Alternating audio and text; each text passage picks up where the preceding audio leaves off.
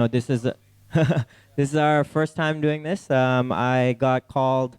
My name is Michaelangelo Moran. I got called by Tribe Theory to do a sharing session, an entrepreneurship sharing session. We had so much fun doing this, and that I wanted to do it again over here because I thought it was so inspirational to just meet everyone, sharing session, learning from each other.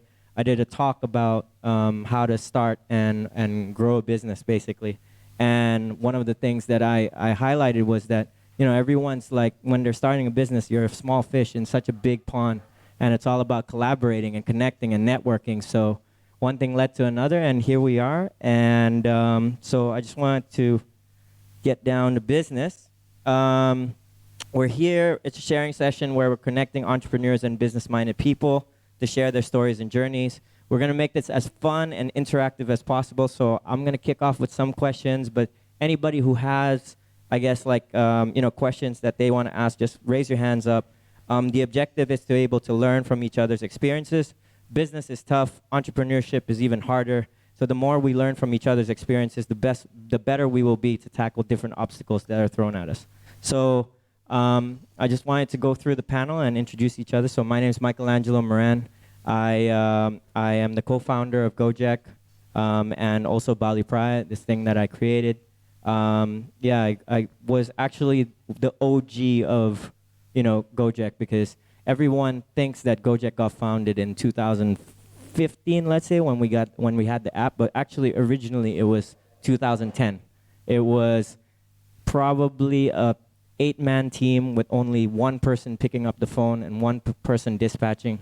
We were in an office probably the size of this, like just that, you know what I mean? Like maybe double the size with the kitchen. And it was a call center. It was literally like someone picking up the phone and dispatching to another person. And then, we raised about $100,000, and GO-JEK was one of those things where it was just self-sustainable. It just didn't pass, And as we expanded with the money that we had, at the peak of the operations, it was 6 people picking up the phone and 6 people dispatching. And then finally we got funded. We made we made an app, and then it kind of grew to what it is today, which is $10 billion. So yeah, that's my introduction. Robert, would you like to introduce yourself and your background? Sure. Hi, so my name's Rob. I know a few of you, Pim and a few of you over here. Hello guys, welcome, thanks for coming. So me, Robert Ian Bonnick is my name. What's my story? Inspirational speaker, right? So we'll work on that one. Because there's a few different hats I wear. It's an inspirational speaker hat today. So I grew up in 2 children's homes in London from 6 months to about 18.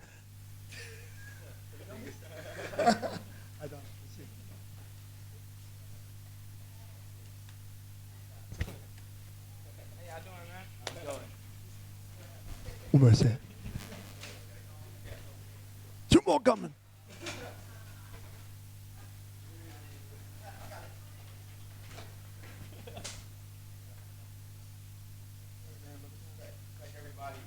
What's up, everybody? Peace, peace, peace, peace, peace.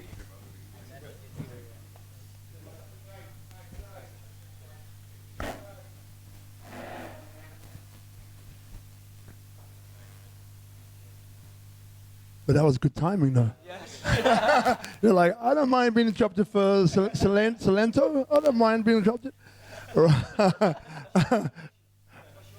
Oh, but listen, yeah, the guys introduced me as like that's like the backup crew,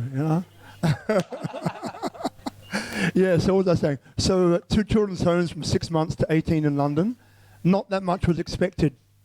And then, so this kid who grew up in his difficult situation, I ended up playing elite basketball for the country.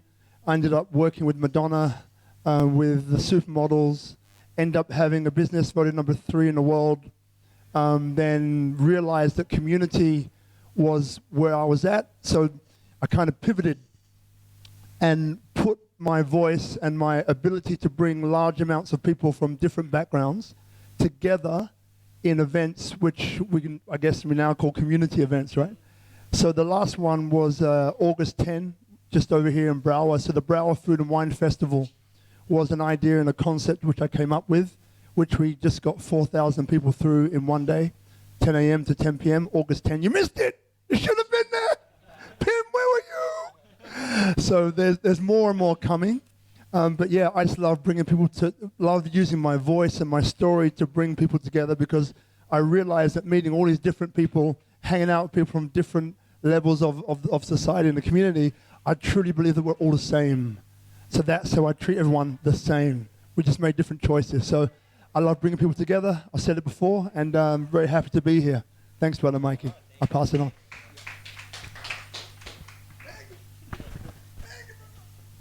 on. Yeah, community. My name's George. I'm here. Thank you, Natasha. Oh, one of you. But yeah, I'm here representing Tribe Theory as the Chief Community Officer. But since we're in a room full of entrepreneurs, of course, I've got other businesses and other things outside of Tribe Theory.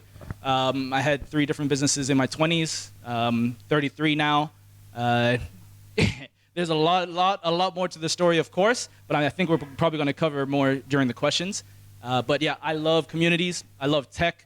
I'm all about building harmonious ecosystems. I'm really about harmony, and that comes from family issues growing up as well. When you have a family that's really dysfunctional, you really start to desire more function and harmony. And so a lot of things that I learned about family ended up applying to groups of people elsewhere, business, everywhere. So yeah, that's me. My name is Ian. I'm the co-founder of Nirvana Strength. We're a performance training facility. This is actually my first, I would say, like official business that I started on my own. And before this, I was an associate professor in English, and had a super easy job with, I worked 15 hours a week and had 22 weeks a year paid vacation. And a lot of us get stuck in comfort and or in fear or in whatever it is that we're at, and actually making the transition to become an entrepreneur can be quite scary. But what we're focused on is trying to change the focus of the fitness industry. I think I have a very low opinion generally of the fitness industry as a whole. There's some good out there, but there's a lot of really bad out there. And then we kind of get into more of the details of why I think that. And you can generally kind of see it from maybe any story that you've heard of someone doing CrossFit, boot camp, even doing yoga and getting hurt. And that's really, the thing is bringing a professional approach to fitness, but making it available to kind of everyday people, because what most people actually do for fitness is not what professionals do. So, yeah, and I have a brick and mortar business, so that's kind of one thing that's very different here. I think most people are kind of online based, but certain things you can't do online. Yeah. Cool. All right, so yeah, just gonna kick off some questions. What are some of the key things you have to consider when making a new business? Like, talking about anything from, I guess, like team building to fundraising to concept to, I talk a lot about the why as well. Just anything that you will share, and then it'll go back to me.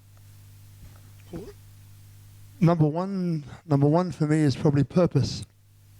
Having a purpose behind, because if it's just about making money, it's not going to, in this day and age, we're too aware, we're too alert, we're too in touch to realize that that's going to go any distance. You're probably going to sacrifice your health and lots of other things along the way to actually get that. So number one for me is purpose. I'll pass on to you. The purpose one is definitely a good one. I'll also maybe add to that as well, in the sense that sometimes when you're starting out, especially if you're starting out young, you might not know the purpose or why, but the action, when you just take action, the purpose comes.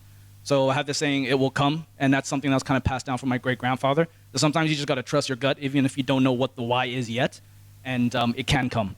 I'd also add to that to know what style of entrepreneur you are, because a lot of times when you hear advice for startups, it's all about scale. I think understanding the different types of business models that serve your style of entrepreneurship is important, because there's a lot of different types of business models.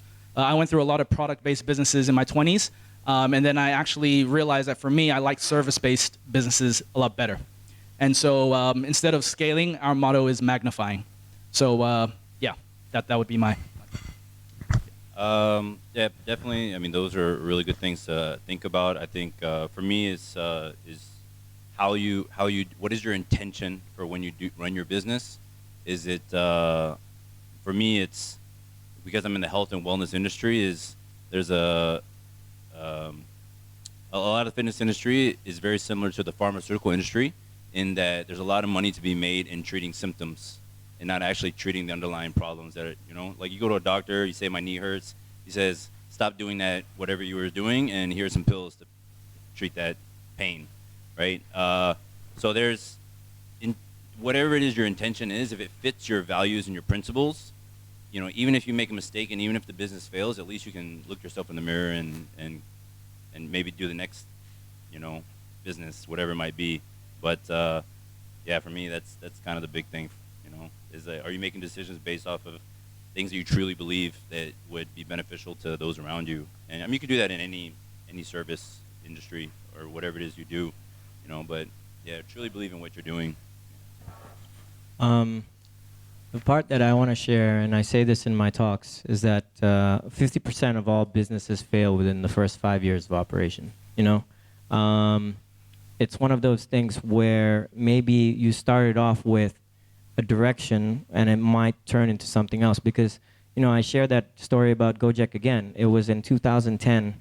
For the first 4 years, man, we probably would have shut down the company so many times. It's just like, we ran out of funds. I loaned money to the company, and then we were just really lucky on the fact that Nadeem, who's the guy that I co-founded with, he knew some people in private equity, and these guys were like going up to him and being like, "What are you guys doing?" Because the story is that me and Nadeem set up the company in 2010, but we weren't actively managing it.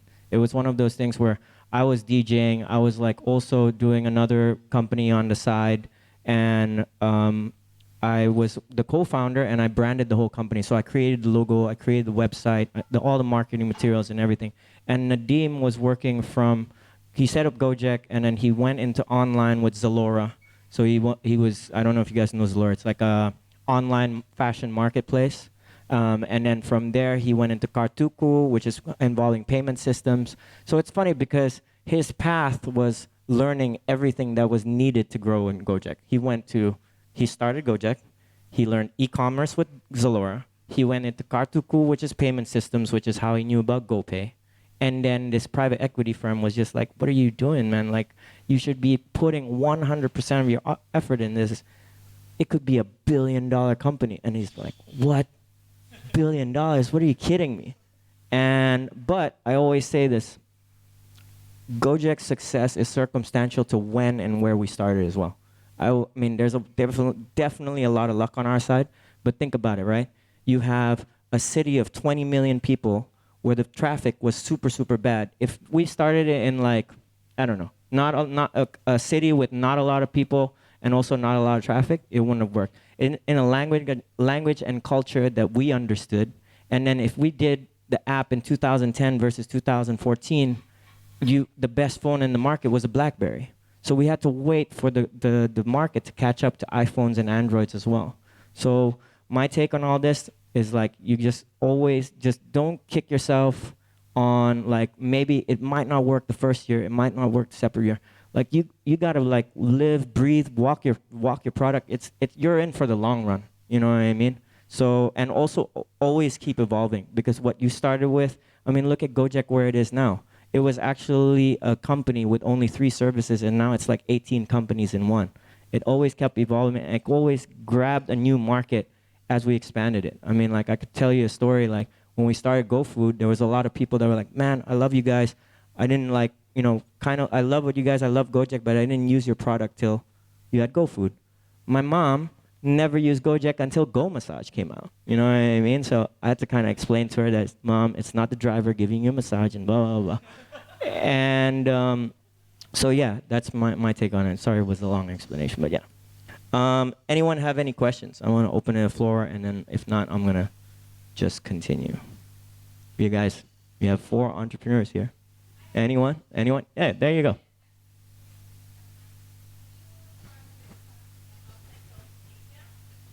Okay, so this is an interesting question. It was actually brought up at the talk I did with Robert. So GO-JEK is like one of those companies where we're not going the Uber route, which is like we have a lot of money and then we're just going to expand aggressively onto all these different kind of like countries. We really, really take each market, study it, and kind of like really make a brand out of the country that's there. For example, in Vietnam, it's called GO-JEK. It uses a completely different logo. It uses a completely different color. The person who's the head is a Vietnamese. So it kind of like feels like it's homegrown, which is what GO-JEK did as well. And then from there, we went to Thailand. It's called GET. It uses a yellow color. And then GET is kind of like, you're using words that resonate with people, right? And then I heard after that was Singapore, which we use GO-JEK. We're trying to expand to Philippines, but we're having a little problems there. And then I heard it's green light to Malaysia now.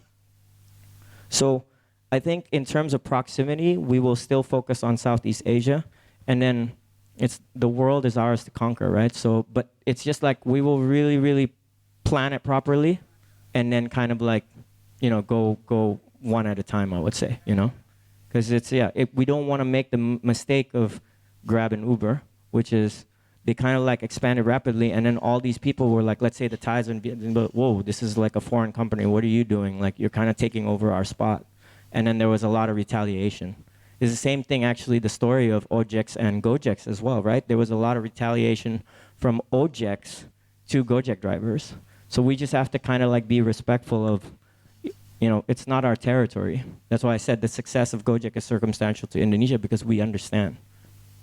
So, yeah. Probably two things that come to mind right now, just being honest.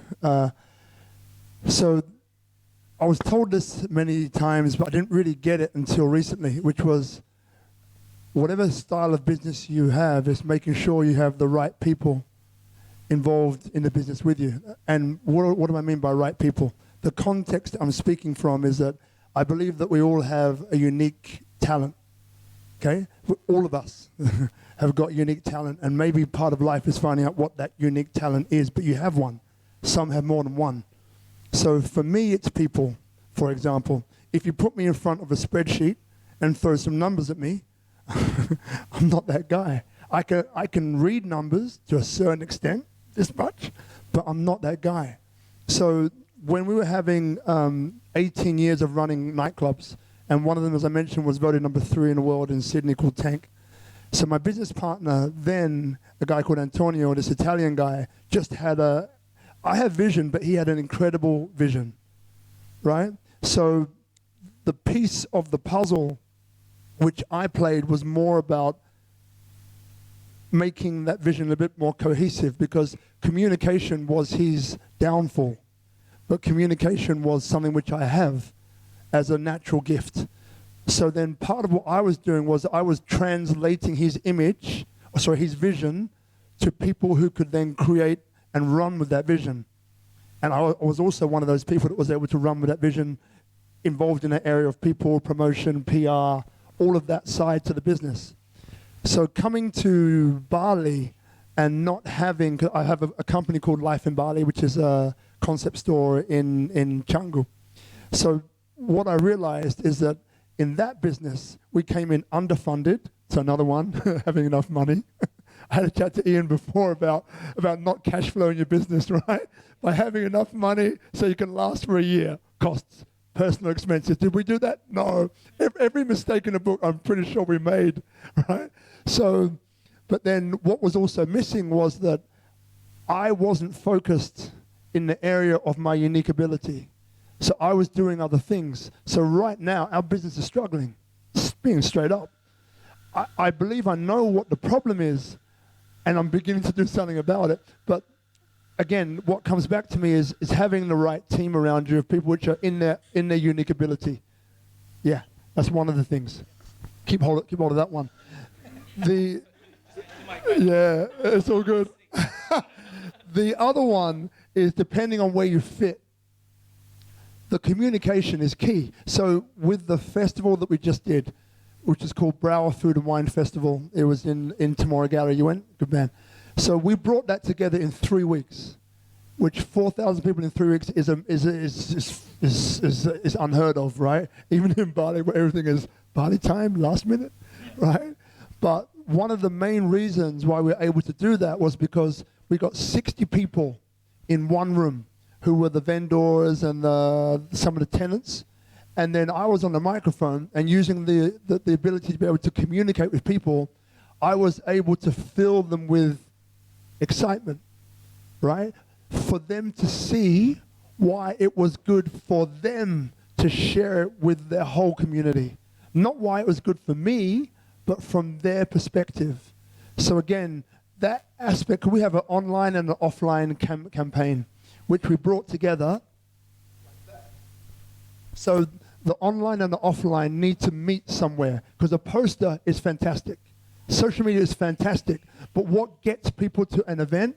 I mean, how many of you here came through word of mouth? Just put your hand up. Right. How many of you here came through a flyer or a poster that you saw? I guarantee it'll be less. One. So at the end of the day, the thing that unites the online and the offline world is word of mouth.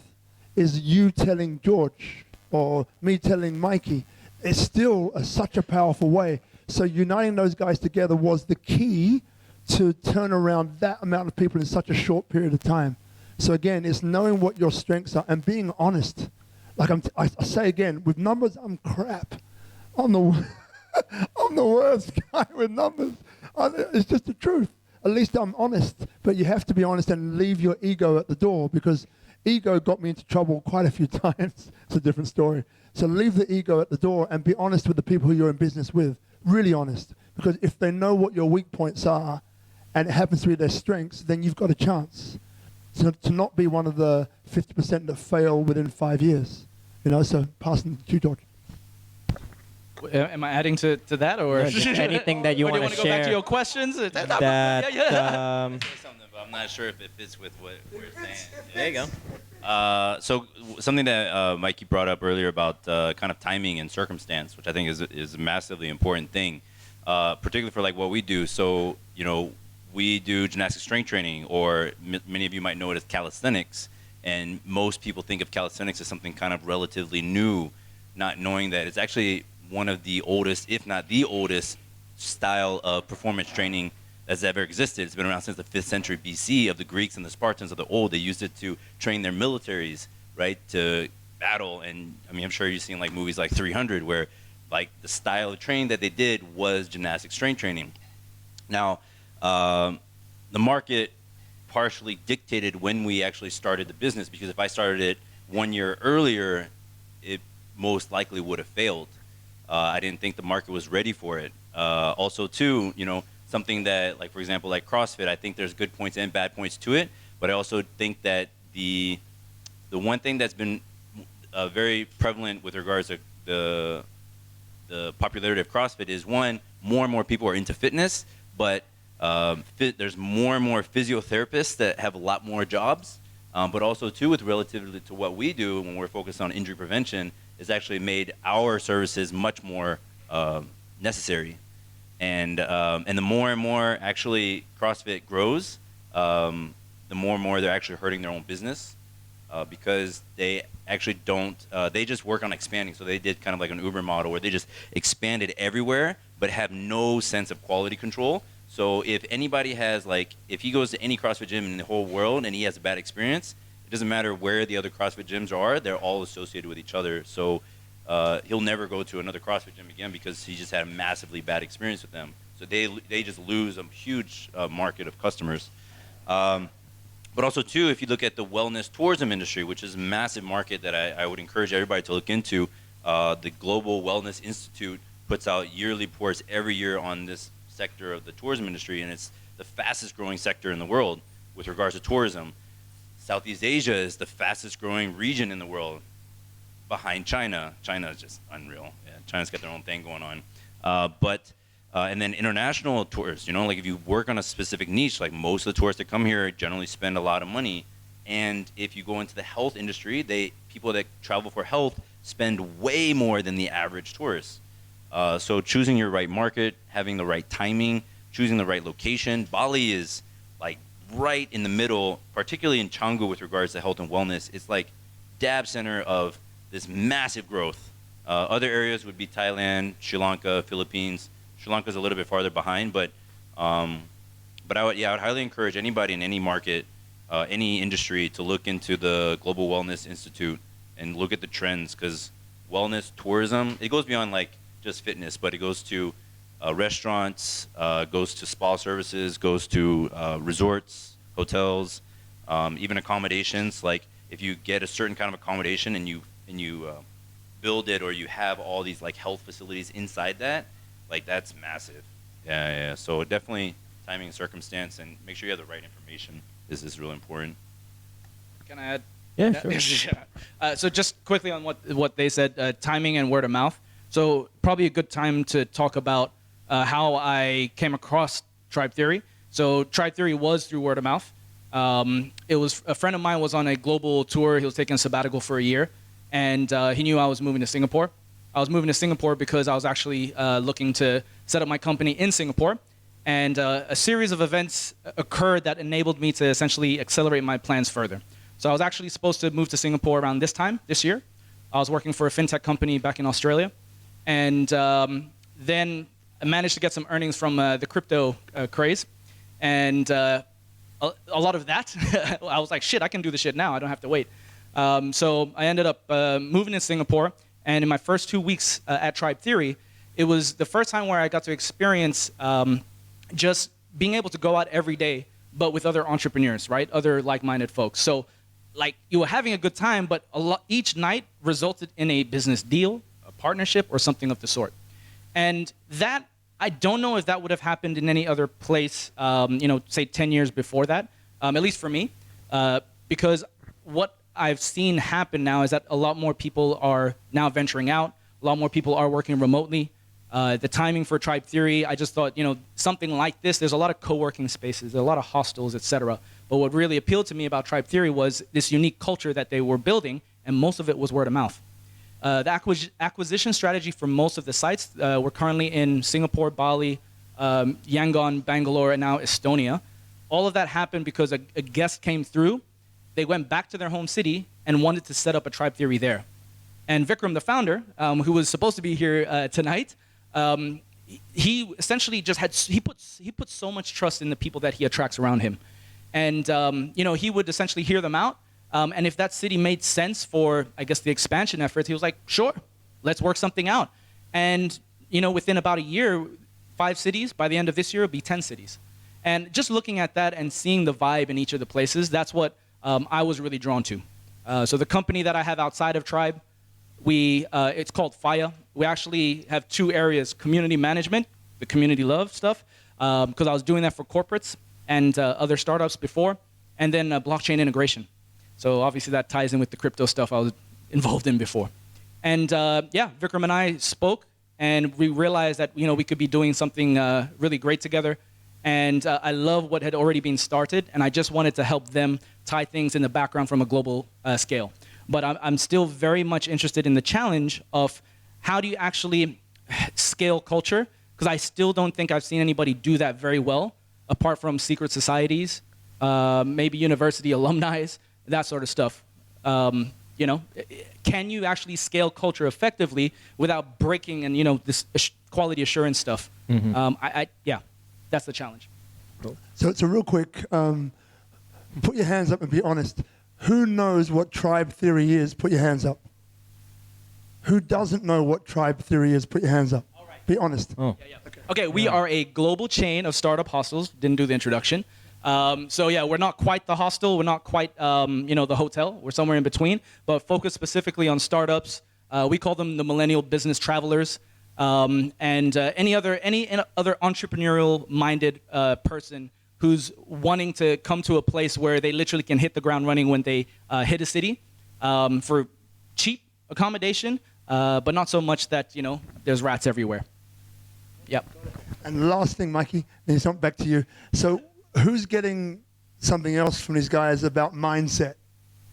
Anyone getting what the mindset is up here? Do you want to talk into that, Ian, a little bit about why mindset is powerful for you and important? Mindset.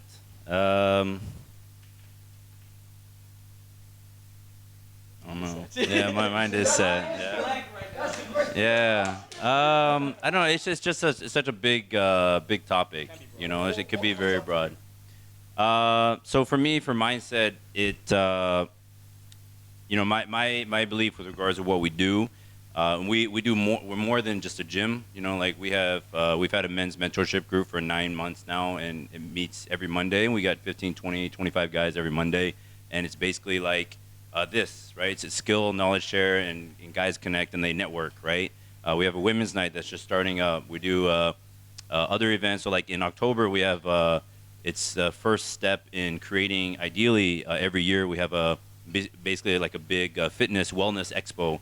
So the focus is on trying to gap the information from high-level scientists and providing real information to us everyday people, right? So with regards to mindset, for me and everything that I do goes back to just basically like what are my personal values and what's my personal philosophy in life, and knowing that at the end of the day, like if everything was stripped away from me, what I would be left with would be my health and my mind, right? And so anything that I can do that would allow me to self-improve, whether it be coming to events like this, connecting with relationships, right? Building your mind from an educational standpoint, or even working on the spirituality component of it, emotional part of it, like all that stuff. I think self-growth is at the basis of everything that you should do, and that will help you lead to your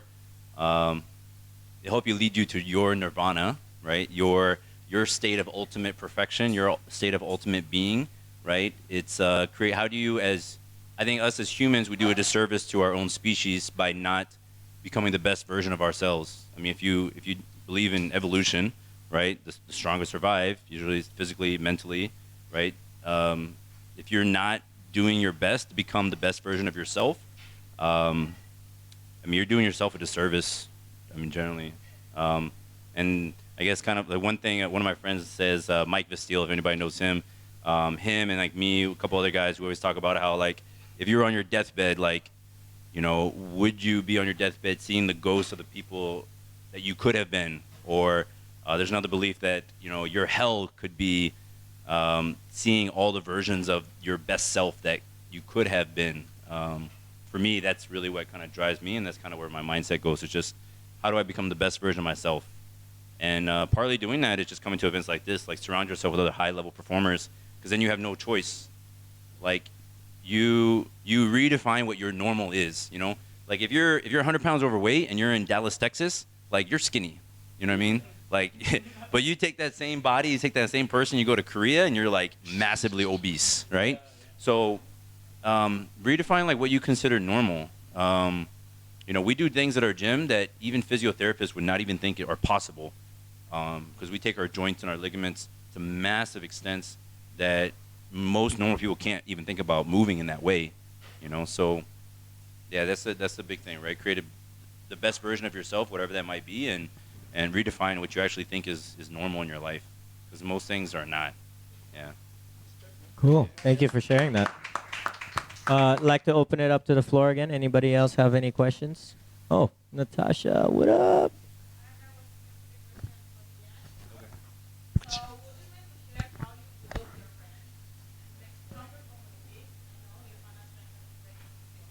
Yeah.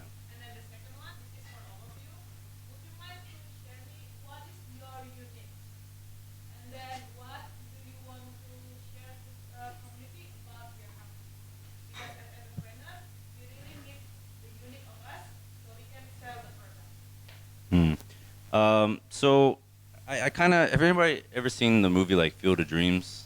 The whole like, if you build it, they will come kind of thing. That's basically my gym, and actually, like, to be truthfully honest, like, my gym is a completely selfish endeavor. This is my dream gym. The events that we do are the things I want to participate in.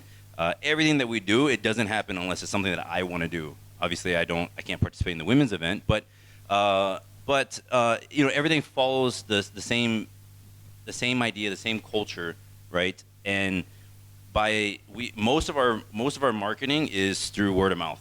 We are, take it for whatever you might. We're the #1 gym in Canggu on TripAdvisor, and we've been in existence for 14 months, where Wanderlust has been around for almost 3.5 years, right? And if you actually look at the reviews that we get, everything is about how we are helping people like change their mindset, change their bodies, become healthier. We're not just, oh, it's cool, like, oh, that was fun. It's like, yeah, I mean, like you actually want people to actually have connect on a much higher level. And so by creating this community, creating this culture that you can, you know, ideally, and the idea of them expanding by some of their former members, you know, like that's a really good way, I think, to transfer the culture to business to business. And that's what we're planning to do eventually is, but by doing this, you attract like massively successful people in every industry. Like we've had Olympic gold medalists come in, and they just you wouldn't know that they're gold medalists. We have high stake poker players that are playing like $60,000, $80,000 for blinds, right? We've got one of the best porn stars in the world, like at our gym. We've got like anything you can even think about, like seriously, boy. but the thing, All the guys. seriously, but the thing is that you think about everybody with regards to like being a high level performer is that whatever their craft is and what they do specifically, everybody has a very, very similar mindset and how they approach that craft. Now, the only thing you have to do is you might be growth mindset in your field, but what you need to do is take that growth mindset and apply it to other areas in your life, because, yeah, I mean, there's a whole like, you know, your life is built on pillars, and if you're only building one pillar, like it's gonna come crashing down generally. Not always, but you might get lucky, but. Usually you need to work on other areas of your life, not just your industry. Yeah. No, it's just me and my business partner, man. Yeah, I put my life savings in this place. I was an English professor before I started this job. Yeah. So it's me, yeah, my one business partner, and then we just actually yeah. Well, the initial facility was actually only going to be about this big, but we just happened to be driving around Bali.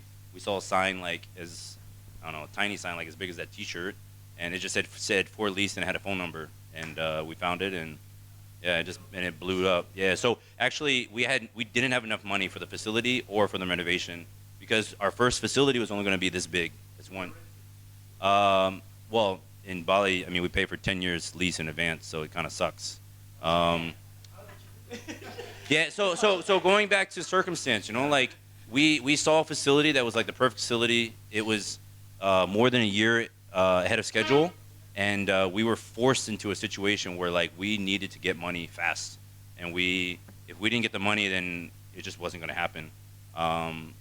So yeah, sometimes you got to put yourself. I mean, but this is the thing is like, and I think like everybody faces challenges and obstacles in their life, but what you need to do is try to do your best to choose which obstacles you face, choose which challenges you face, right? And that's because don't be like sitting around and waiting for an obstacle to come. But obstacles are part of nature, you know, like we grow from obstacles. If you're just gonna sit back and not actively engage yourself or not take an active part in your own development, again, you're gonna do yourself a disservice. You're not gonna grow as a human. I had like 8-10 years of like really bad partners. It's like any kind of relationship, right? Like you just like I didn't fully go through with it. Like I didn't partner up with these really bad partners, but through the process of like research and marketing and development and all that kind of stuff, I found somebody who's the complete opposite of me. So I'm more like you. So he's like more like my business partner. But yeah, I had like 8 years of like finding and researching and like had experience with shitty partners. So when I found like the perfect partner, I was like, "Fuck, this is." I only knew him for I knew him for a week and a half, and we basically got married. Yeah. When you know. Yeah. When you know, you know. Sure, man. It's true. And the hardest part is the ones that you've known for a long time, and then it gets really bad. Yeah. You know what I mean? Yeah. So this is where coming like knowing what your values and principles are. You might have different characteristics or personalities, but we both have the same vision, you know. And I think it also goes back to mindset, dude. You know what I mean? You gotta like kind of put down your ego and be like, all right, we're in the same common goal and we have to succeed. It's not like, oh no, that's not my department, I'm not doing that. I'm like, bro, we're business partners. We're like trying to get there. You know what I mean? It's not like you got to put down your ego, and I have my fair share as well of that happening. You know what I mean? But I'm not gonna answer my question yet. I'll go to George. We'll go through the rounds. All right. So what was the question again? What is your unique? Yeah, I forgot. What was the what? What is your unique? Unique. Like okay. Yeah. And Yeah. make Yep. you different, and then you share to the company. Okay. All right. So like me personally, my unique. Personally, and the company that you. Okay. Okay. Cool. So me personally, I would say, and this is feedback from a lot of different scenarios, but harmonizing chaos and motivating action in people. So yeah, I wouldn't be have a love for community stuff if I didn't have that ability to move people. That started very young, and I think again going back to family, a lot of my lessons for business came from my family, like the dysfunctionality of family. But it's like right, all these situations, it's like what you make of it. It can either like break you or make you. So the harmonizing chaos came from the family as well. It was a house full of women, and I was like the only stable point in the family. Yeah, like my room became like a counseling room, So like all the girls' sisters would just like lie down on the bed and be like, "Big brother." Yeah, so that's where that came from. And then unique selling point for Tribe, I would say, again, one of the reasons why I joined Tribe was because of the culture that they had cultivated. I think what worked really well is that a lot of the sites were small. They weren't like a WeWork or a big massive hotel or anything, right? And there was just an intimacy about Tribe Theory that I really loved and enjoyed. And as I moved from site to site, that's something that I felt everywhere. And I think culture is actually something very hard to replicate because you can have different types of cultures, right? And there's a hashtag Find Your Tribe, and really it is about that, right? It's we can help you find your tribe, but if the tribe that we have is one that you resonate with, great. But I think that culture piece of being able to take that and replicate it across, as you're expanding the business itself, that's always the challenge that I enjoy tackling. Because I've seen it break apart as businesses have scaled. And so I think Tribe Theory has a very strong foundation in place, and I'm eager to see what we can do. For Tribe? In the first... Yeah, well, I came on board March of this year. So Vikram probably would be a lot more suited to answering that question. But I know there has been... With a hostel, right, the margins are very slim. Yeah? So that's probably an easy one. So it's coming up with the ecosystem, like the other things that you're going to make money from for the business. Because one of the things that I've noticed about community-driven businesses, there's a lot of people energy and a lot of love and supports, right? But if you do not take care of the money side, you can lose. Correct. And this is where that harmony side of me comes in. And it's why I actually got involved in the corporate space because, with the story of GO-JEK, like going into different businesses while you're building out your own business so you can learn all the skill sets. And I knew I had this, like, anti-government, establishment thing during my younger years, right? Fuck the popo. But that just came with, I think, being young, right? And then I was like, nah, I need to be on the inside, see what all these CEOs at banks and stuff, like, how they think. And they weren't bad people at all.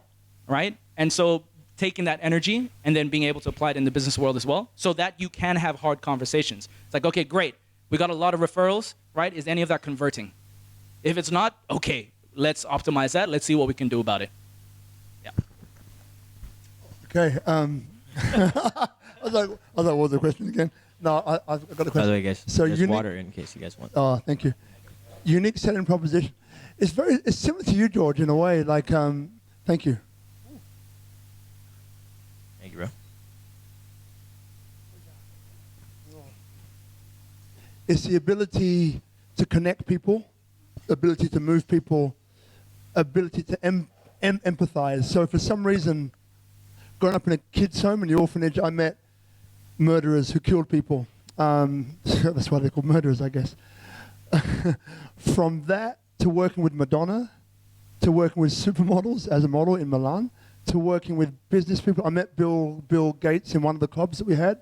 Also some good friends who are some really strong captains of business. But again, like I said before, my understanding was that we're all the same because I recognized and realized that everyone, no matter how they present, has got their own specific challenge.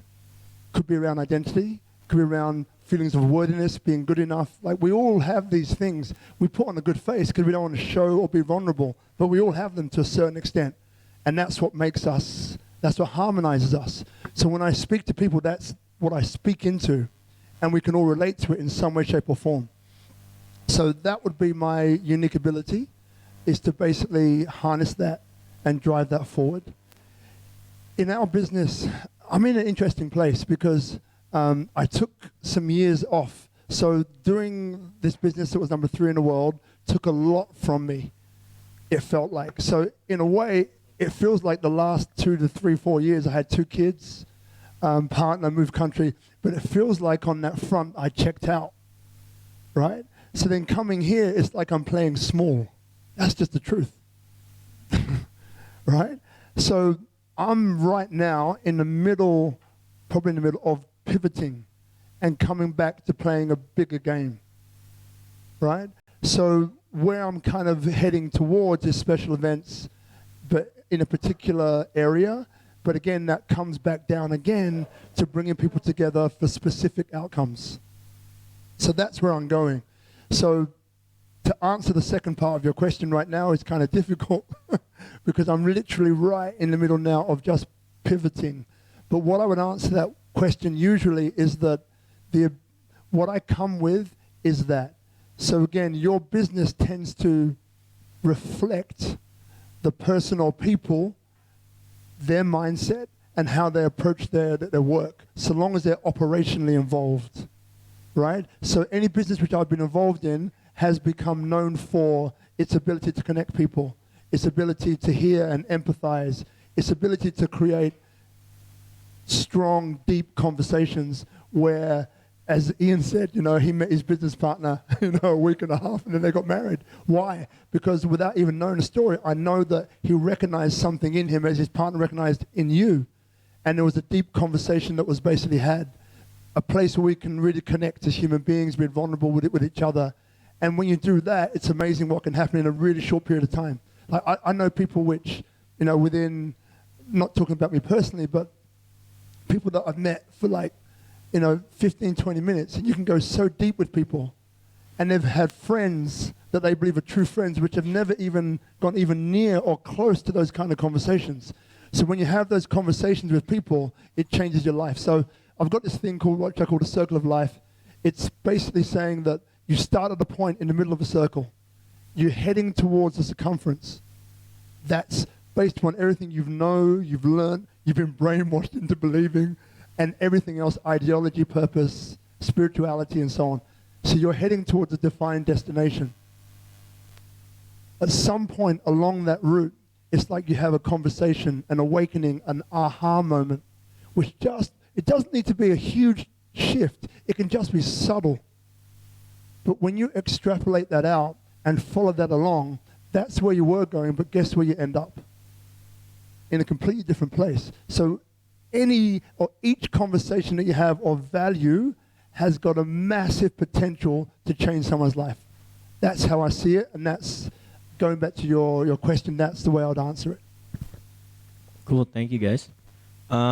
My story is that, I didn't really have like a clear path of what I was going to do. I actually was, I graduated out of college. I was supposed to go into banking and then hated the corporate life. Sorry, no offense to bankers over here. And then I went into event management and I became a DJ. And I said this in my talks. When you're in event management and DJing, you just organize an event of 4,000 people. You network and meet a lot of people very, very fast, And it kind of tests you as an individual on how to handle all this networking as well. You could meet a lot of people, and if you don't do anything about it, it's kind of like, well, nothing really moves forward. And then this is another thing that I say in my talk, which is you just need to get shit done, all right? This is one of those things. This is going into your point, Ian, about mindset. I'm on the mindset of getting shit done. If you make an excuse of not getting shit done, well, you just made an excuse on not moving forward. You know what I mean? I always hear this all the time. We haven't done this because we haven't done that. Well, we're not moving forward, right? I mean, there's so many different stories that I can like tell you, I guess, like actually just in very, very recent times, I can honestly say that Bali Praia was one of these things which came out of love for music. I wanted to just like create a creative music space after, I'm a DJ of 15 years. I wanted to do something creative with music, and everyone was always asking, what are you going to do after GO-JEK? You know what I mean? And this was kind of like that, Mary. But then how do you sell yourself in a concept? And this goes back into how you market. Social media and online can only go so far. And it's one of those things where I was just like, man, I need to get out there. I need to network. One thing led to another. Tribe Theory asked me for a talk. It was super successful. And then I got introduced to Robert. And then I did a talk there. And then I just did another talk with Illumidate, Digital Nomad Sub. And one of those things, like, you just need to get out there. You need to network in offline. It's all about that. We're still living in a life where we need to kind of like have that personal relationship. You can't sell your product without kind of like showing your passion for your product, I guess. You know what I mean? And people need to feel it. And that's actually how I've been going about Bali Praia. We're still less than year one. And I just want to just kind of share my passion and vision of helping people and growing artists. And even in this entrepreneurial workshop right now, it's just about like, hey, how can we learn from each other? And that's kind of like where I think my strength is, my uniqueness.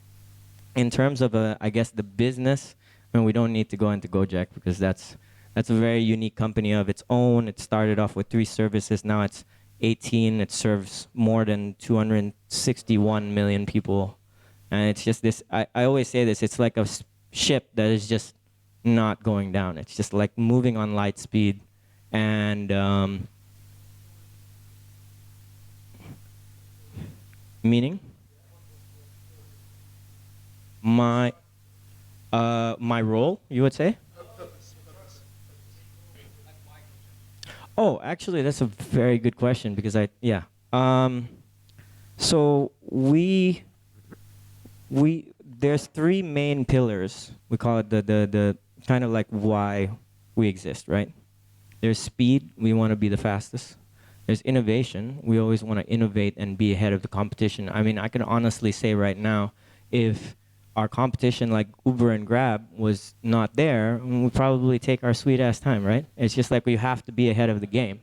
And we're constantly trying to innovate, and we're trying to always, I guess, like, make it easier for everyone. But the number one thing that you guys don't know about is the number one soul, like why, and I say this a lot in my talk, is social impact, right? You guys, as customers, feel speed and convenience, right? It's just like, hey, let's press a button and then my GO-JEK driver is there.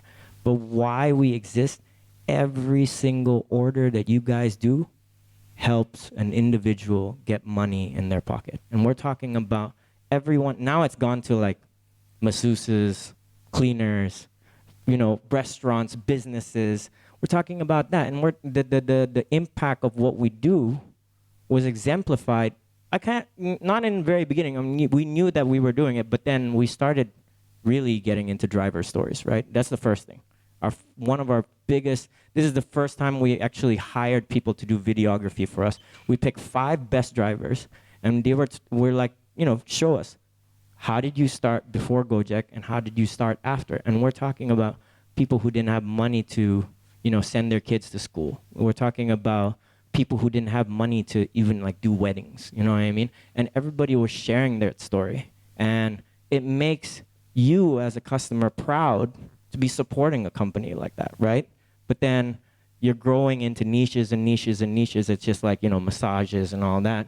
And that is the story of impact. So the story of like, I guess like our role, I wouldn't say my individual role because it was our collective role, is to help people. And that's exactly why I created Bali Praia as well. It's this whole providing a service. I mean, I wish Bali Praia was around 15 years ago when I started DJing. It's like a center where you could meet other artists. I mean, like, just in the past 2 weeks, I had DJ Cash Money, who was like the inventor of like all this turntablism.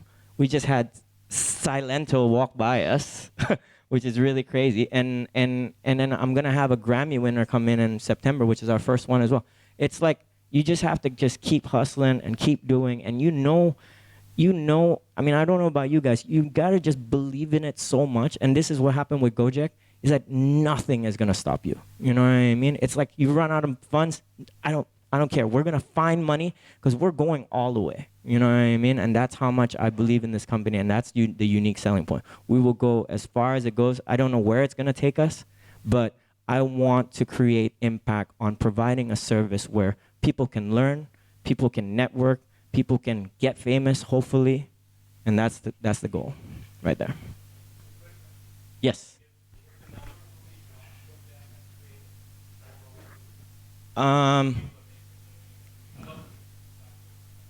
Yeah. Ooh. Any favorite? Yeah, I don't know. No, we're talking millions. Even just drivers alone right now. I mean, this is the last number that I collected, which is probably the beginning of the year. We're already 2.5 million drivers. So that's just drivers alone. We're not talking about like masseuses and cleaners and all those guys. You know what I mean? Yeah. Thank you.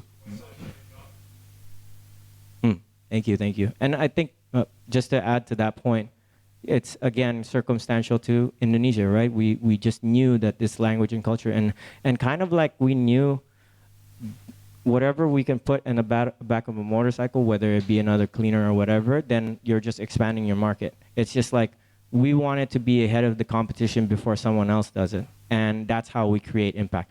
Everyone is benefiting through this ecosystem that we made, right? It's just like you plug in, everybody will order, and everybody wins in the end. So yeah, sorry, someone had a question here.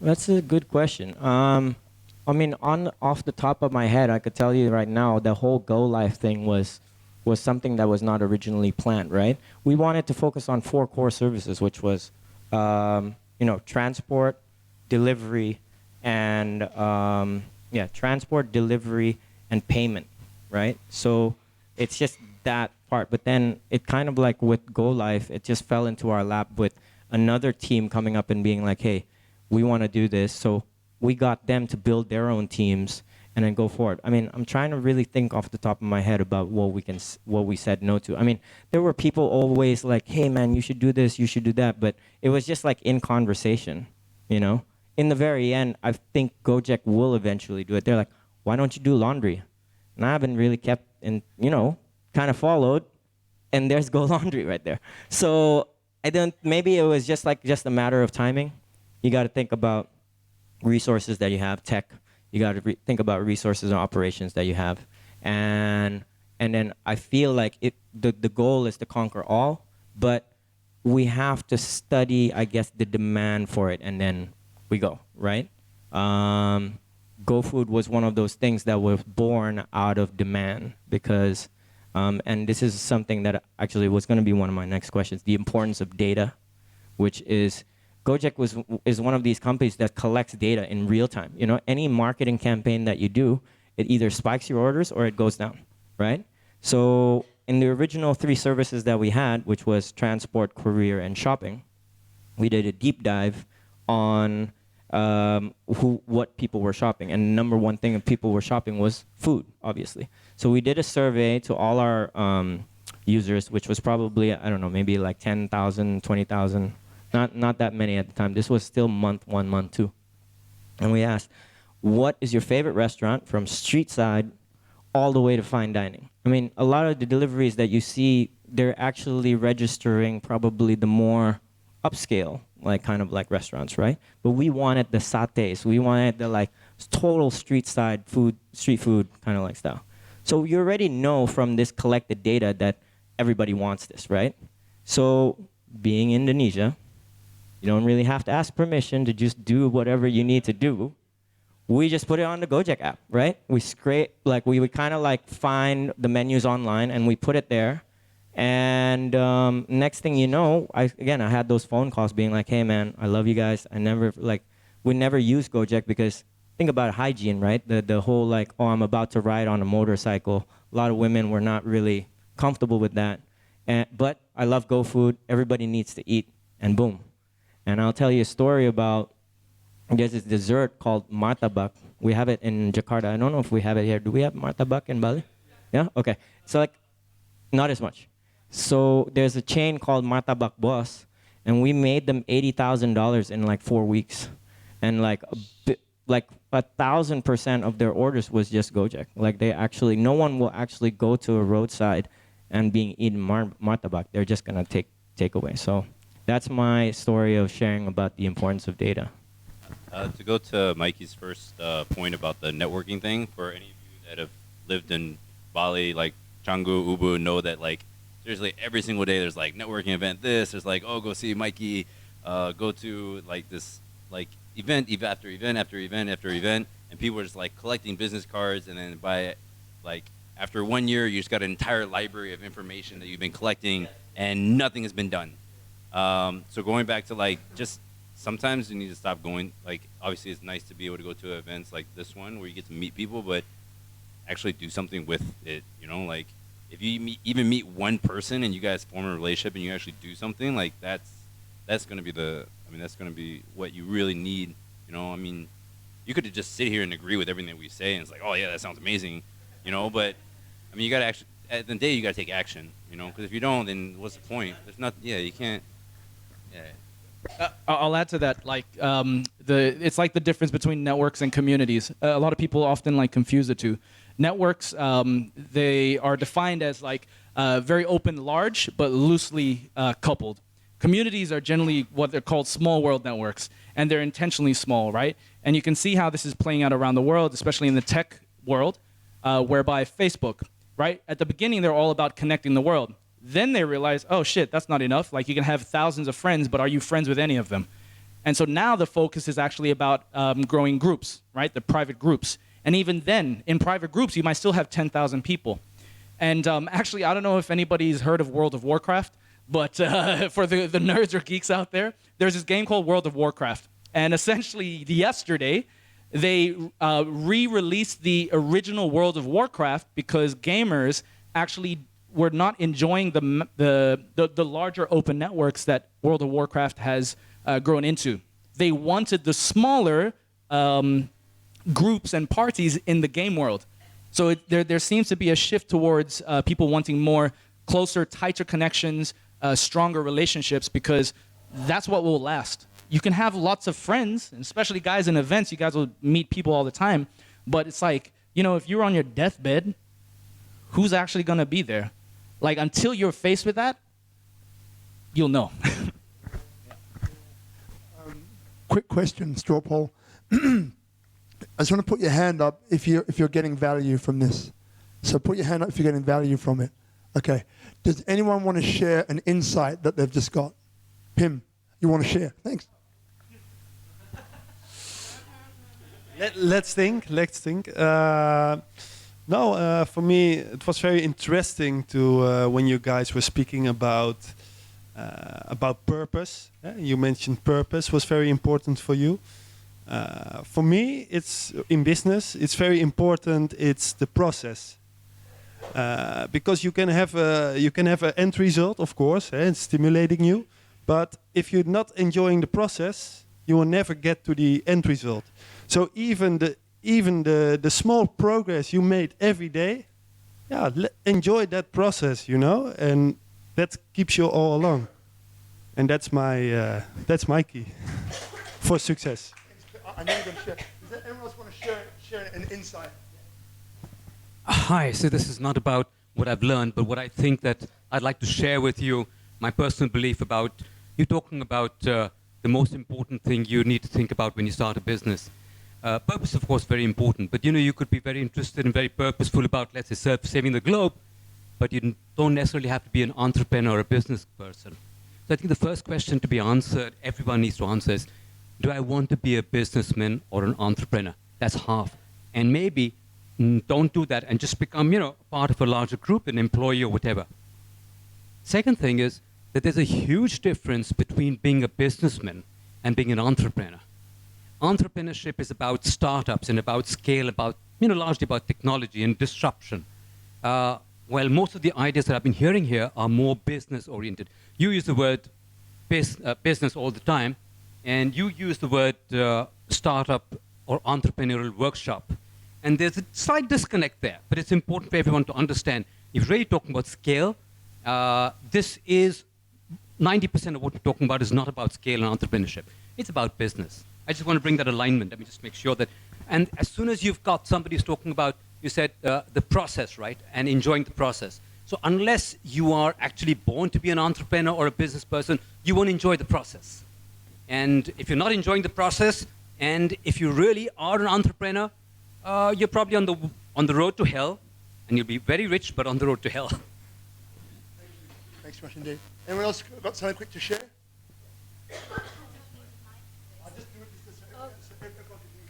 I'm actually freezing. Could we turn the air conditioning off, please? Key insight. Just before you go, it's very, very quick. I just wanted to add to that, and that you're talking about process. No, actually, it was for him, and talking about the process and enjoying it. There are some processes we do not enjoy. Not every process is enjoyable, but what I can share about that is, again, mindset and your whole adaptability. You know what I mean? It's like the obstacles are thrown at you every single time, and it's just your own way of trying to figure out what is the solution to this. And that is, again, another quality of an entrepreneur. I think you need to be a problem solver rather than just kind of figure out, okay, I've got a problem. What do I do about it? You know what I mean? Because when you're that high in the company, it's like people are looking at you for solutions. And if you're kind of like, oh man, I don't know what to do, and that is the true reflection of a leader and an entrepreneur. So I just wanted to share that. Sorry for before. Yeah, one insight is like something that is common to everyone. I would say it's like everything starts with an idea in the mind. Like you wanted to have a social impact. You didn't know that it would grow that fast and that big.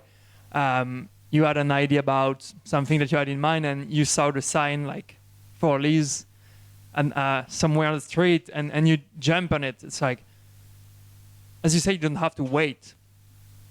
You created the Barawa Food and Wine Festival like in 3 weeks. It's like when you have something in mind, you have to go for it. And that's the insight for what I've learned from now. It's like you have something in mind and just go for it. You don't really know why, even if you don't have a purpose, like take action. As you said at the beginning, take action, and you will see what is on your way later. For me personally, it's the law of affection, not the law of attraction. Because if you do action, like you said, then some things will result in an effect instead of just waiting for the law of attraction and waiting for thoughts. No, it's all about action. There's a lady over here. Yeah. And then at the better get back to Mikey's format, man. You're messing with the format. All good. Enjoying it. So thank you so much, guys. Actually, that's the first thing I wanted to say. That was really cool to hear your stories. And my thing I'm gonna take is what you guys just mentioned. So just take an action step by step and be consistent. But I wanted to ask you guys, as not Indonesians, what was the biggest challenge for you to open a business, to be an expat, and what did you learn from that? Ian, that's you, baby. And then George, it's you too, I would say probably the biggest thing is just doing a good job of understanding the not necessarily the language in itself, but the language use. Like a lot of it's just semantics. So like a perfect example would be like in America you cancel your cable subscription and there's a cancellation fee, or there's like a processing fee, and there's like all these different kind of fees for different things that the company does, and we kind of don't really think twice about it. But then you'd have situations here where like I need a signature from my neighbor to start up my PMA, and all I need is a signature, and he's technically supposed to do it by law, but he wants a processing fee. You know, but we see it as like, oh, he's asking for a bribe. Like, well, it's basically the same thing, you know. Like, there's not really much difference between, you know, a big company like him handing me a piece of paper and then charging you for a processing fee. It's, you know, him just signing a piece of paper is just a processing fee. So I think just understanding that a lot of the things, the way that business is done, though that it could be perceived by Westerners as like bribes or corruption or whatnot, like all that stuff is very prevalent in every country. It's just you got to change the way you think about that particular scenario or that situation, because there's a lot of shitty things that go on, but sometimes you just kind of have to just deal with it, you know. Like at the end of the day, it's like it's worth just paying like the little extra money or whatever to get something done than to complain about it, because that's just going to stress you out. It's not that you can really control, you know. So I think just that, I mean, it goes back to mindset, really. Yeah.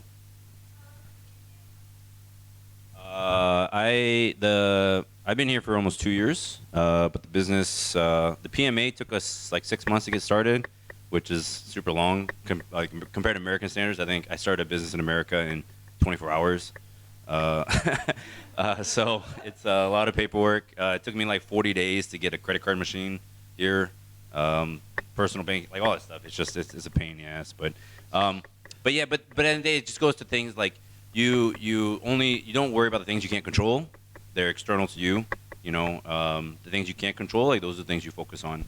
And otherwise you're gonna be stressed out a lot. Yeah, it sucks, but sometimes things just take time. Yeah. Yep. Now I'm based in Bali. In Singapore. Did you want to know specifically about like how Bali was set up for? I'm based in Singapore. Yeah. I'm not from Singapore. That's another story. But I can tell you at least like my experiences setting up as a foreigner there. So I'm an Australian citizen. But setting up in Singapore, really I think what matters in Singapore the most is reputation. They're all about how good you look. So it's funny because I never really thought that like having a degree or a master's, any of that stuff mattered. But it mattered when I went to Singapore. And money talks. So essentially I had injected startup capital and got rejected the first time because I tried to go with the least amount that I needed to put in based off of the advice of my agency. And then I was like, fuck, I'm going to have to just put in more. So I just injected more and then got accepted the next round. But that took about 2 months for me. And what was advertised is that, oh, it's really simple. For me, it wasn't. But yeah, really, they didn't give the explanation as to like why it got rejected or didn't. But you know, I was speaking to the agency, and it's really just money at the end of the day. They are tightening up as well on how many foreigners, because they got quotas in Singapore. But for Bali, I know actually the guy sitting right behind you, why you could actually talk about, because Tribe Theory's acquisition strategy is usually, again, guests, right, who are locals in their own home city. And then we just sort of partner up or acquire them. So yeah, do you want to just quickly talk about Bali, how that worked? Okay.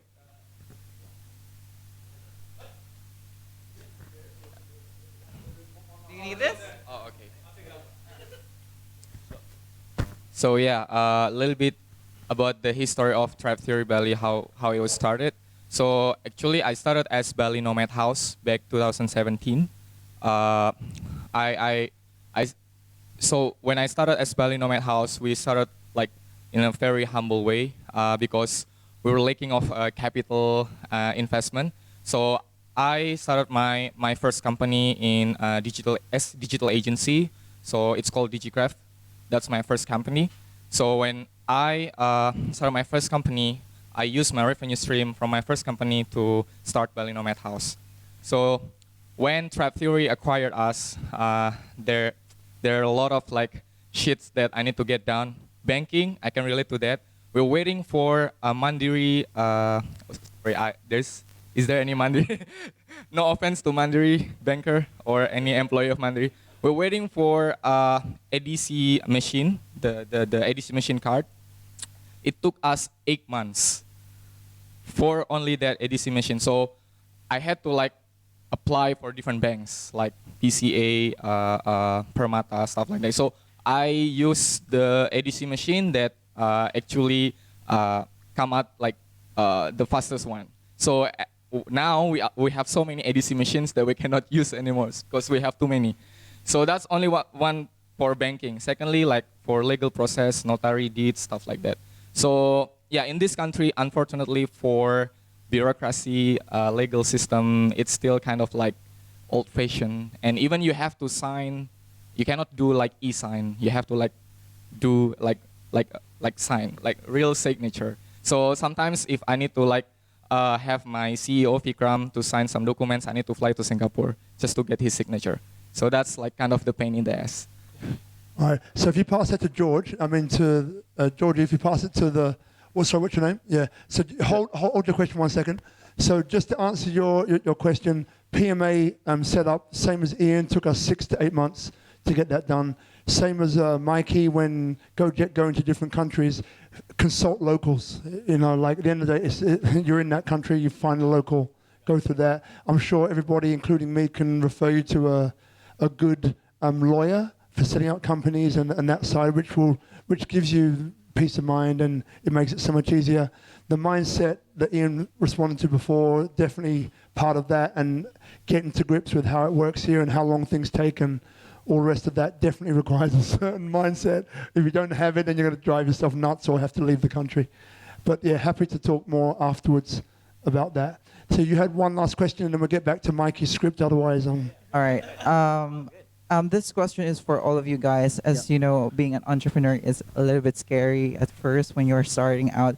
So I have 2 questions for you guys. So how do you handle that fear when you're first starting out as an entrepreneur? And how can you give value to others, even if you are beginning, to get over that, kind of imposter syndrome, feeling that you're not good enough to give value to others? So those are my 2 questions. Great question. I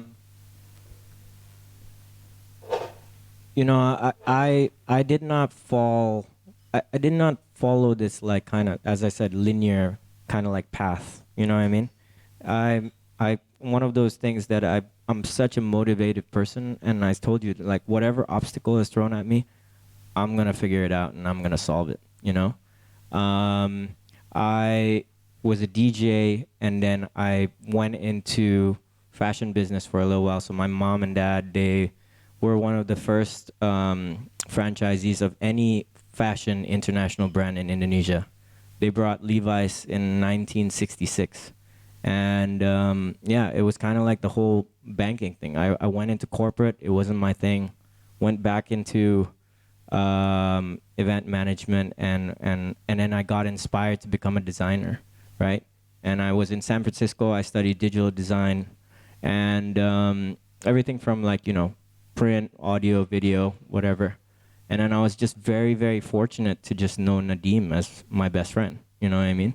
And graduating out of that, he gave me the business plan for GO-JEK. And probably a lot of people don't know, but business plan 1.0 was called Go-Bike. It wasn't even called GO-JEK. And I just believed in the idea so much, and as I got shit done, you just kind of like make it happen. So to answer your question, the first one was, how do I handle fear? I mean, I guess it's one of those things where, again, are you a problem solver, or are you just kind of like trying to look for others to try to figure out your problem? To try to solve your problem, because that fear, right, is you just thinking you don't have the you don't have the ability to solve. And that's something that you got to overcome by believing in yourself and the idea, if that kind of makes sense, right?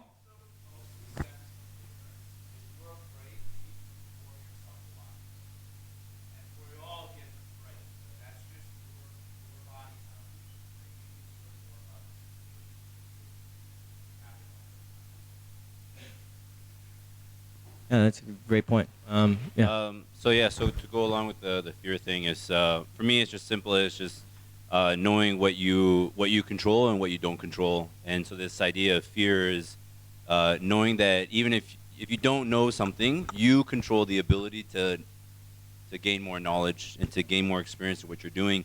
And then this goes into not being an imposter. So particularly for my industry, the barrier to entry to become a personal trainer or to become a nutritionist or a health professional is super low. And so there's something that in psychiatry called the Dunning-Kruger effect. Basically, it talks about competency, right? So there tends to be a lot of people, and you see it a lot nowadays with like WebMD, is you have like these lot of internet doctors out there now. But basically, like if you know absolutely nothing about a particular subject, you don't know anything. You start to gain a little bit of knowledge. So for personal trainers, they gain their like basic personal training certification, and they feel like they know a lot of information and that they're very high level, right?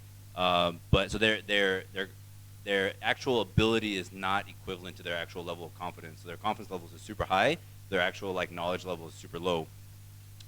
If you continue the process of growth, right, and continuing to gain more knowledge, and the more and more you understand of your specific craft, the more your knowledge base goes up, but your confidence level starts going down. And then it will start to level out. And then actually, it has another end where like super high level professionals actually have a very a misconception of what other people actually know. So actually, other high level professionals think that other people around them have a better understanding of their field than they actually do. So as you gain greater knowledge in your field, like for me, I've only been in my industry for 12 years, and I know that there's Olympic gold medal producing coaches that have been in the industry for 40, 50 years.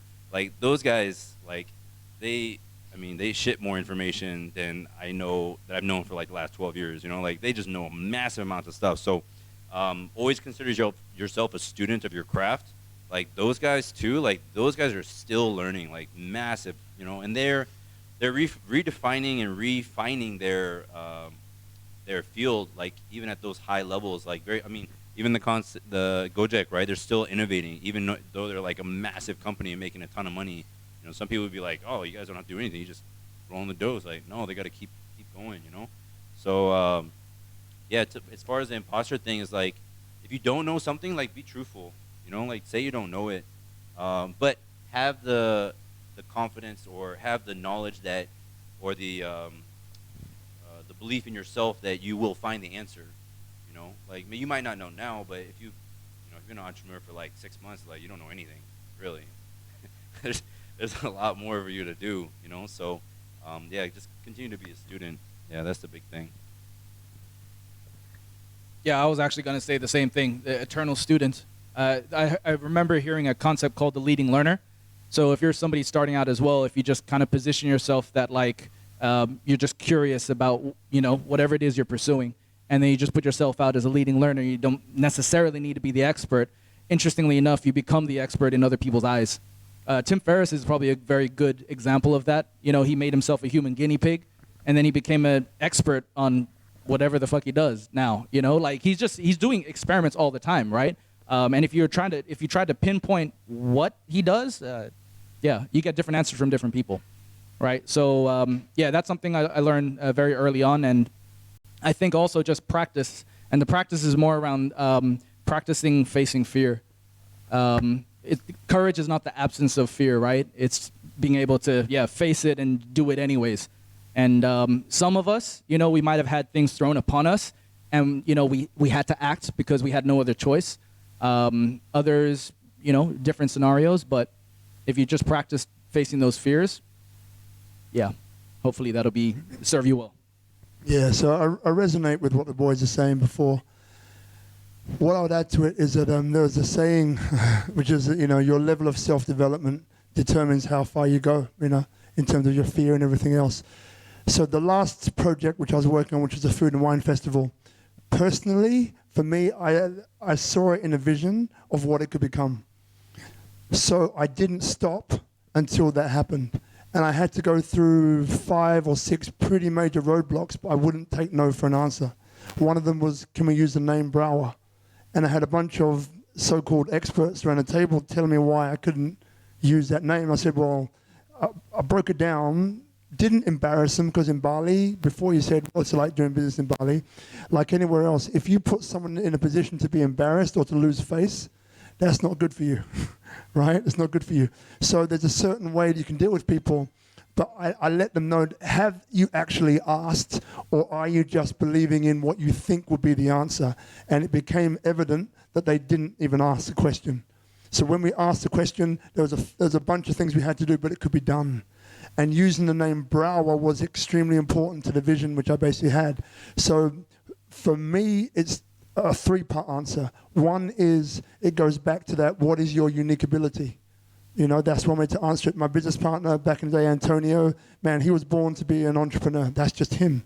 It's just how he was brought up. It was the experiences he had in his life. That's just who he was. He didn't even train to become that. That's just who he was. Other people, you could argue, have become a product of what the guys are saying, which is learning, right? Being the eternal student, having the right coaches, the right mentors around to help you to go through those particular barriers and so on. For me, on that particular one, it was just that I just had that vision in my mind, and I could see it so clearly.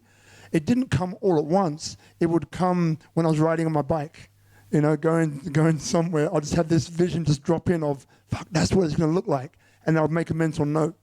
And then I'll be doing something else, and then something else would drop in. I'd make a mental note. But I had a feeling, because this has happened to me before, I had a feeling that that's how it needs to be. And I just didn't take a no until I got to that. So it was very much from that perspective that I was being driven on that project. Yeah. By the way, I meant to ask you, so I could see you wanted to ask a question. Because I have a little bit different take on this than you guys. It very strongly, and this gentleman here made a good point, there's a big difference between starting a business and trying to be a disruptive entrepreneur. And it's a very different process. You know, if you start a small business, you raise some money and you get your customers, and as long as your customers come, you're probably going to be able to pay your bills, right? That's a great way to run a business, but it's not, you know, it's not the ambition of building a world-changing company. Your easy answer about fear.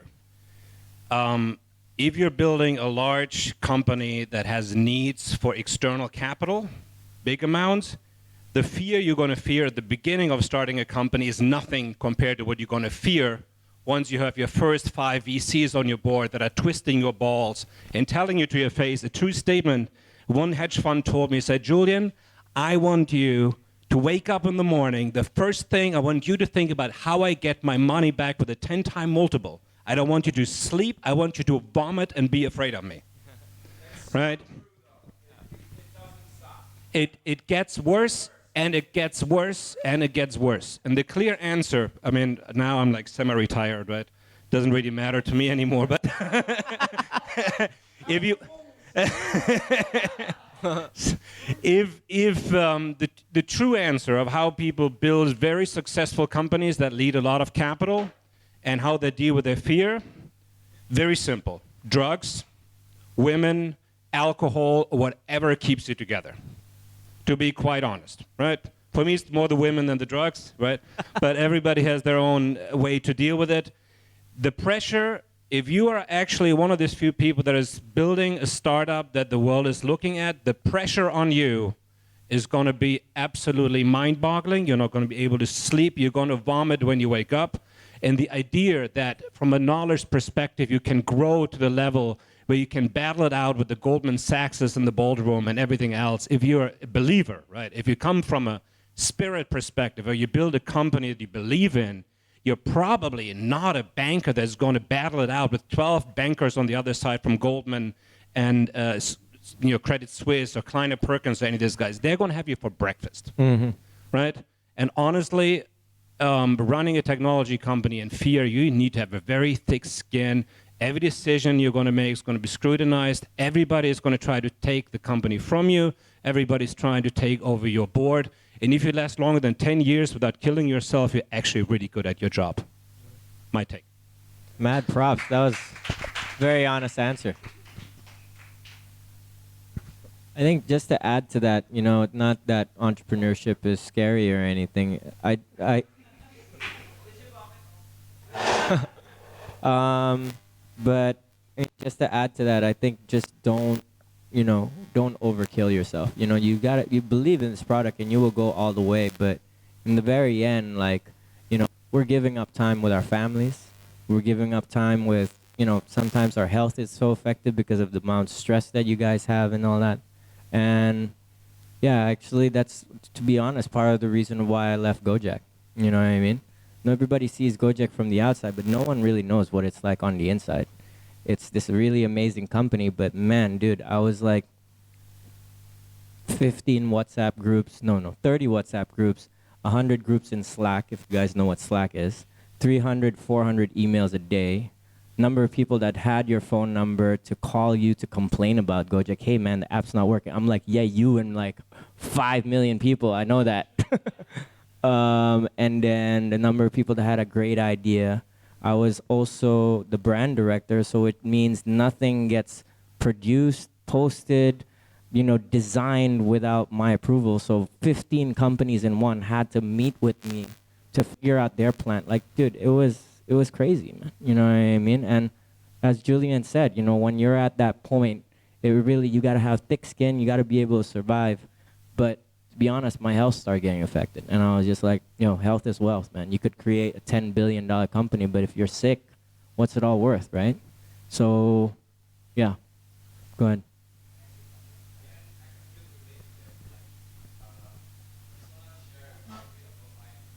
Story as well.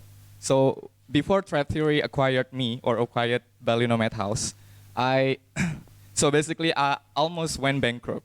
So I only used my credit card limit. I went to Hong Kong. I was trying to find investment. I really had nothing in me because I had a debt, and I picked wrong business partner. And then that business partner was demanding so much, and he asked his money to get back. And the business was not going well. So when I started Bali Nomad House tomorrow, Mon Agung was erupting. So I had a bad luck. And then I had to sleep at the airport of Hong Kong for 2 days because, so when I went to Hong Kong, I slept at my friend's place. I crashed at his couch. And at that time, he needed to go back to Guangzhou because he's from Guangzhou. He's a banker in Hong Kong. And my flight is the day after, so I went to literally Hong Kong airport. And I was in fear, I was anxious, I was like so depressed, and I didn't know where I was going. So basically, I try to maintain my optimism. So when you have fear, just imagine that at the end of the day, you will see sunshine, rainbow. Even though you are like now like in the deep shit, and you had no idea how to get out of that shit. Like I knew no one in Hong Kong, I knew no one in Singapore. So after my trip to Hong Kong failed, I tried my last bet. I went to Singapore, and I searched entrepreneurial hostel at that time through Google, and then Thread Theory come up, and I read their description, their vision, their mission. This is exactly what I have been trying to do with Bali Nomad House, but the difference between Thread Theory and Bali Nomad House at that time, I just had no money. That's it. So we share the same vision, we share the same target audience. So hey, why don't I just come there and be a guest? So I come there and be a guest, and I met the intern, and at that time, the intern was Indonesian. So I share my story about what I have been doing in Bali, stuff like that, and I share him about my failures, my sadness, and all those the dark sides of entrepreneurship. And he connected me to Vikram, the founder and CEO of Thread Theory. And then I met Vikram, and we talk about, hey, I also do kind of similar thing with you in Bali, and if you may be keen to check. And he said, hey, dude, we're looking to expand to Bali. Why don't we do it together? So at the end of the day, I pay my debt to everybody that I owe, and then I give back the capital that my ex-business partner asked, and then I travel to 5 countries. And happy ending. That's it.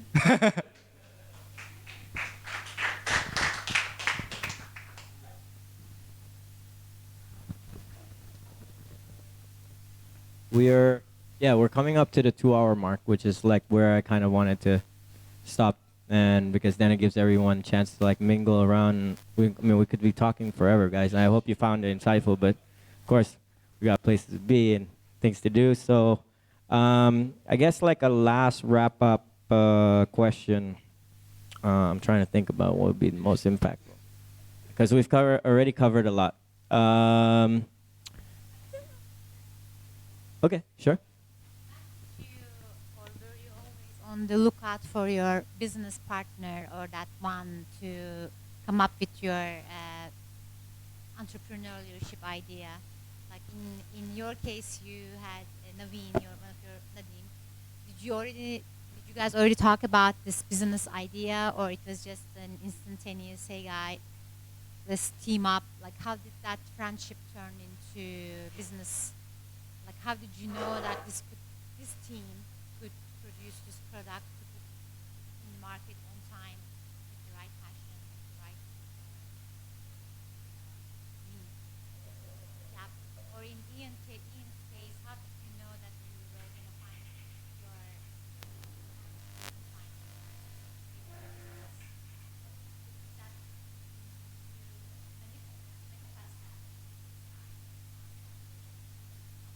in 1.5 weeks, you guys team up? Like, how does it work? I don't know.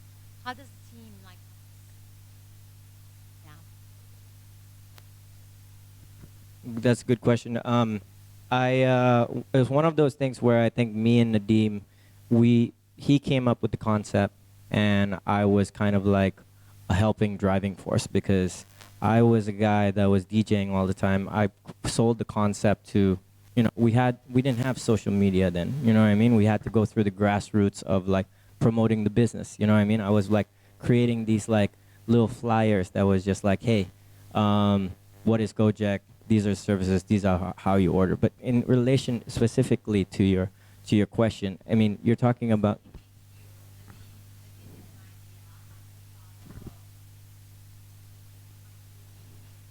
Well, actually, no. He just like sent me the plan, and he's like, "What do you think?" He didn't even. It wasn't even a discussion of me kind of like jumping on board yet, because a lot of people have discussed about, hey, this might be a good idea. I mean, I could even just like, I don't know if you guys don't mind. I'm gonna share actually the story about how GO-JEK was made, which was he was working in a company in McKinsey at the time. And he was given an office car, and he was given a driver, and he never used it because he just was sick of Jakarta traffic. And lo and behold, there were these guys called OJEKs, right? Which means motorcycle taxis, so all over Jakarta. And there was one right outside his house. So he had him on speed dial, and he was just like, hey, I'm going to take me from like point A to point B, which is like the motorcycle taxi service. But then he uses it for services outside of transport, right? So he would like forget his USB or something like that and be like, hey, take it to my office or deliver it somewhere. So that's the delivery aspect. And then there was he smoked cigarettes. So then he's like, yo, buy me cigarettes. So then the function of an OJEK driver was like multifunctional, right? And then he basically like was like, hey man, I want to learn about your business. Tell me about it. So he found out two fundamental things, which is the first one is that OJEKs are territorial. So given in like Bali geography, if you're going from Seminyak to like Canggu, that guy cannot pick up a passenger from Canggu. He has to go back to a station in Seminyak. That's kind of like unwritten OJEK rule in a way. The second thing is that there's a big queuing system. So if he goes back to his station in Seminyak, if there's 20 drivers over there, then he cannot pick up a passenger until all 20 drivers are gone. So then he realized there was a big inefficiency in the system. This guy could be working from like 8 a.m. all the way to like 10 p.m., picking up on average maybe like 5 passengers if he's even lucky, getting about 40 to 50,000 rupiah. So that's about like 250,000 for working a 10-hour shift if he's lucky, right? So then we asked him, what if we gave you customers to your mobile phone, right? And we'll take a cut out of it. We interviewed about 20 drivers. They all asked the same first question. They're like, what if we pick up passengers on the road? We said, well, that's your business. You know what I mean? And we're not going to take a cut out of it. Well, it's a win-win kind of like situation, right, for everybody. And then so that's kind of like where the GO-JEK idea was born. And then he formulated this business plan of just like, hey, we could take it to just like, having some sort of like kind of like army of like GO-JEK drivers to have this sort of like service. But then we were still a call center then. Presented the idea to me, and I think we just we're like basically destined to meet each other. His family, his parents and my parents knew each other before they were married. We're like basically like blood. And I knew that we weren't gonna screw each other over. And he has, I don't know if you've ever seen Nadim speak, the quality that he has as an entrepreneur, it's just like he just knows how to motivate and move people, right? So that was his league, and I was the networking guy. I was the guy going out there, DJing, spreading the news about GO-JEK. And then came the point when we got funded, he actually took his team from all the places that he got networking from. So Laura, Kevin Alui, who was the original CFO of the company, he basically was just like, hey, join me in this thing. Again, Nadim is very, very persuasive, and he can convince people, so he joined then. And then the CTO was part of that company. The COO was one of his best friends in college. So he actually went top heavy on the directors. You know what I mean? Because he just knew, based on this trust, that, hey, we're on this common goal to succeed. We have a relationship, and it's one of those like perfect ending stories, because I'm very, very sure, you were talking about partners and all that stuff. There are a lot of partners that screw you over, and it's just one of those like blessings in disguise. So I relate it to just like one thing led to another, and then there was this perfect harmony of everyone together, and it just really just lucked out. So that's my story to share. Forgotten the question, but one thing I did want to share, and even though we're still here, and I'm talking about the next one. So I have a great friend, name is Chris Robb. Some of you might know him here, some of you might not. His first company, he sold to Ironman, right? So the Ironman global race, he started it.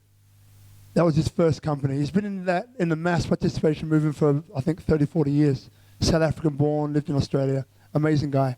He's one of the driving forces behind the Singapore Marathon and a few other marathons around the world, mass participation. He's taken his company now, Mass Participation Asia, globally. So he's got a 6 to 10 year plan to roll out the backbone of the mass participation industry on a global level. So if you're thinking about this one is great, come to the next one, especially for the two gentlemen. Julian is one. I don't know your name. Ash, thank you so much for sharing, because again, you have knowledge in the room that is not present. Well, there is present one over here. And I'm learning from what you said. You remind me of my ex-partner, Antonio. He's the same mindset as Julian. And his wasn't the women, just to be clear. Or the drugs, okay? But it was something else. I'm not going to talk about it. But amazing. So I'm going to hand it back to Mikey, because you had a question that you wanted to ask us all to close out. No? Okay, so how you find a partner? Okay.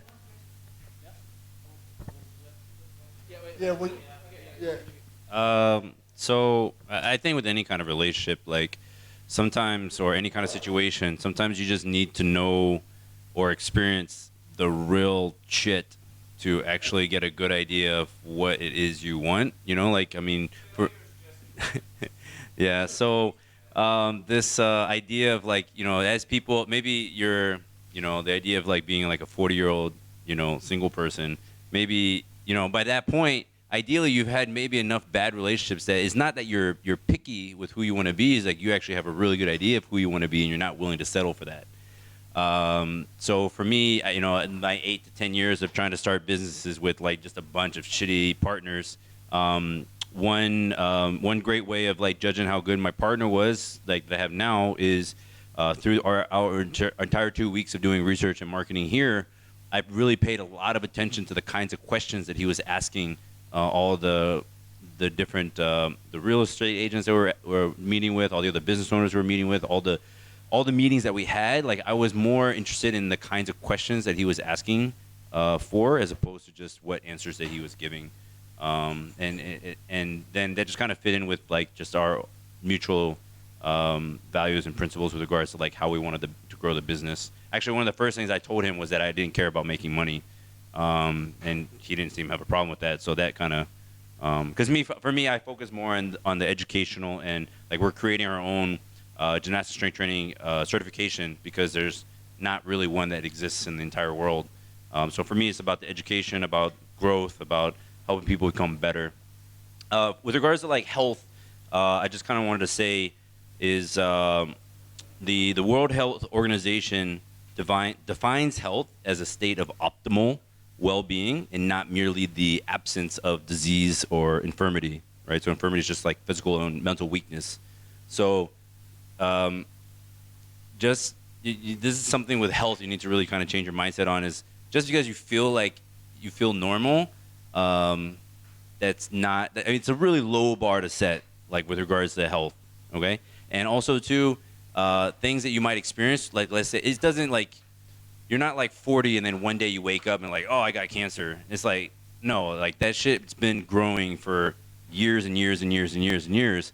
It's the same thing with like, most people don't experience physical injury or mental diseases, like just, it happened overnight. It's like, no, most of that shit doesn't happen overnight. It happens over an accumulation of 20, 30, whatever plus years.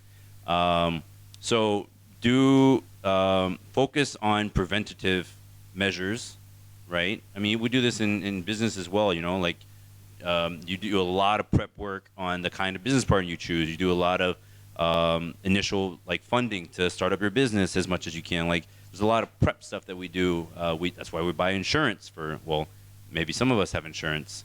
But the idea needs, with regards to health, you need to focus on preventative measures. And that's the whole basis of the wellness conference that we're setting up, is like getting doctors in anti-aging and stem cell and getting integrative psychiatrists to come in and help us better identify, like, what are the early signs of like Alzheimer's? Like, what are the early signs of all these different mental diseases, or why you're experiencing pain? Like, is it chronic? Is it acute? Is it because of mental problems or physical problems? But if you can identify the stuff before it actually becomes big, right? Most people only see the doctor when they like have a major accident or have a major disease, you know, which at that point is probably, for most people, maybe too late.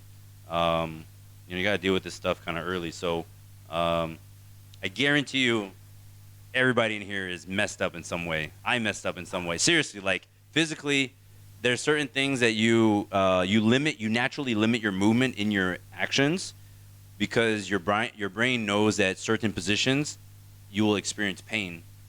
So it lessens your range of movement so that you don't experience pain in a certain position.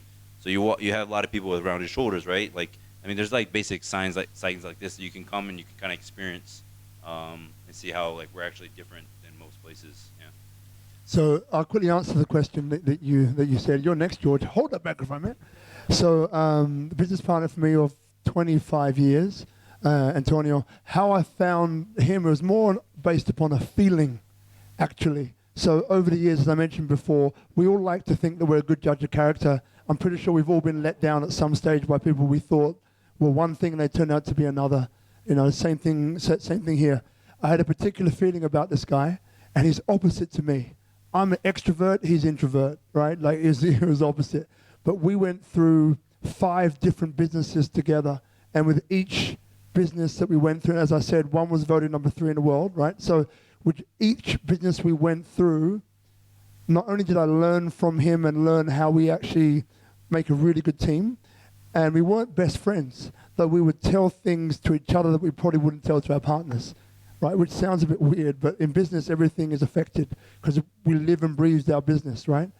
So over 1, 2, 3, 4, 5, I began to trust him more, got to know him more, and so it was built up over a period of time. But the initial thing was, it was based upon a feeling.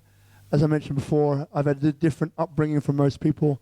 I've been in some really extreme situations that, for me, have shown me my level of judgment is at a certain place. I'm not saying that will change, or it won't change, but that's where it was, and so it's based upon a feeling for me. Yeah. Yeah, I'll make it quick because I know we're kind of coming to the end as well. But refining your intuition over time, you know, trial and error. That's, for me at least. I'll go through trial and error while some people might, like, you know, sit and wait and study stuff, trying to make the right decision. I'm the other type where I would just keep going, try it out. If it doesn't work, fuck it. You know, it's like, how quickly can you get back up after? That's my approach. Cool. Well, thank you. Thank you, everybody. Yeah, we're gonna wrap up now. I hope. Thank you all again for being here. It was some very, very interesting, stories that we heard from everybody, insights even from you guys, and questions. And it's the first time we've done this, so I hope you guys have enjoyed it. Thank you so much for being here. And as Robert said, there is a continuation. We're gonna keep going, and we would love to hear from you guys. So, follow Bali Praia, follow Tribe Theory Bali, and yeah, we'll see you in the next round. We're still gonna be hanging around. You can still ask us questions, but we have to wrap up this part of the segment. All right, thank you guys.